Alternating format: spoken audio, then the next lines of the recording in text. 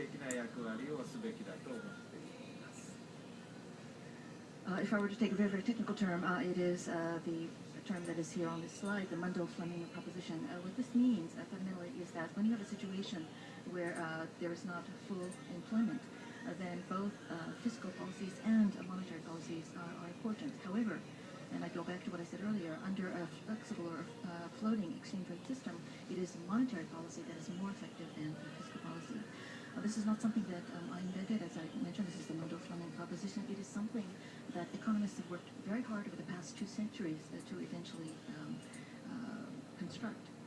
However, this fundamental concept, I believe, has not been well understood by many of the leaders of Japan. If I look at what the LDP is now trying to do, and if I were to express any concerns that I might have, it is that there are still some people in the cabinet and still some people in the LDP who seem to believe that without strong fiscal policies, monetary policies probably will not be effective enough. In other words, they want both. However, what I am explaining repeatedly is that it is only when you do monetary easing and you have to use monetary policies to their fullest extent, and then you get to a point where it is not being effective, that is when you bring in fiscal policies. In other words, fiscal policies should be subordinate to monetary policies. 金融政策が十分に低いということは、金利が財政拡張したときに上がってしまって、内需は増えるけれども、外需がその分だけ落ちてしまうというようなことが起こらないためには、金融政策が十分になければいけない。そう申しましても、私は少しこの点については極端で、世界の学者、例えばクルーグマンはやはり財政を日本で必要だというふうに言われますし、あとなんとかマイケル・ウッドボードなんかで話してましたが、やっぱり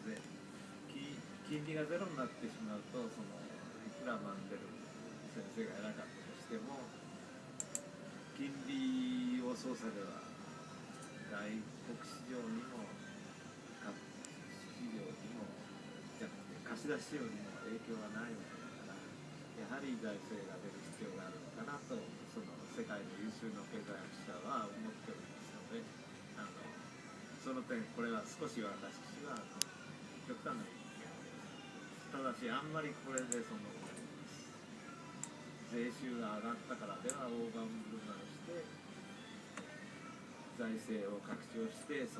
型予算を補正予算を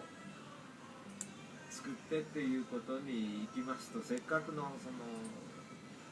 レフレにして財政危機を少しでも、日本の財政危機っていうのはもっと深刻だと思ったんですけど、それがなくなるような政策をする効果が薄れてしまうということでは、また増税しなくなる、大きく増税して、それは経済構造に非常に歪みを与えると、そういう副作用を持つことを心配するわけです。What I mean by this is that if interest rates as a result of monetary expansion is increased, there is the idea that eventually we will reach a point where the monetary easing policies no longer work. In other words, there will be increased domestic demand, but there will not be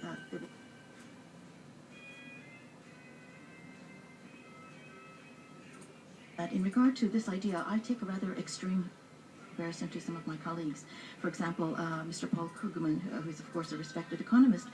seems to say that for Japan it's not enough to simply have monetary policies, you need fiscal policies as well. I've also spoken to my colleagues Hugh Patrick and Michael Woodford, excuse me, and they also seem to feel the same. It's not the gentleman who was the president of Olympus company, sorry.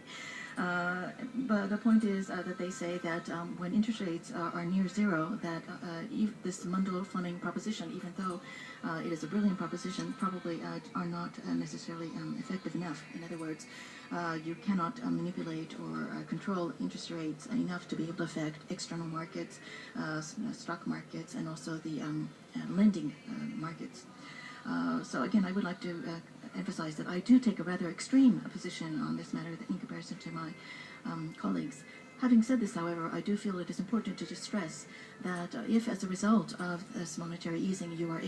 Japan is able to increase its tax revenues, I do not think it's wise to use these tax revenues to put together fiscal policies.